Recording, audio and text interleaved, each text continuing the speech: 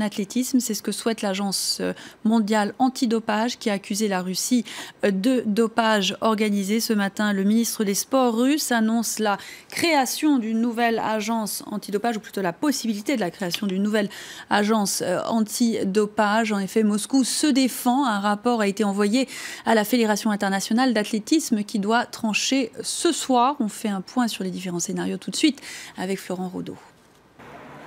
À quel degré la Russie va-t-elle être sanctionnée par la Fédération internationale d'athlétisme?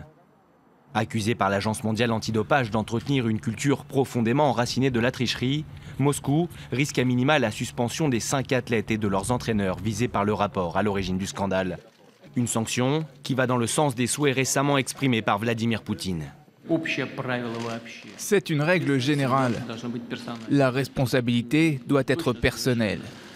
Et bien sûr que des sportifs qui n'ont rien à voir avec le dopage ne devraient pas être tenus responsables pour ceux qui enfreignent les lois. Deuxième cas de figure, la suspension touche l'ensemble des athlètes russes.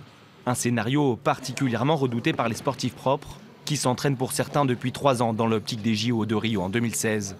Si tel était le cas, la Russie a prévenu, elle ne boycottera pas la compétition dans les autres disciplines.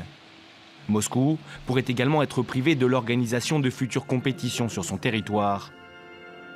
Enfin, dernière éventualité et non des moindres, l'exclusion pure et simple de toute compétition internationale jusqu'à nouvel ordre, solution prônée par le rapport de l'Agence mondiale antidopage. Car pour l'AMA, rien n'aurait été possible sans l'assentiment du Kremlin. Comme exigé par l'I2AF, la Fédération russe d'athlétisme a répondu ce jeudi par écrit aux accusations. Un document dont la teneur n'a pas filtré.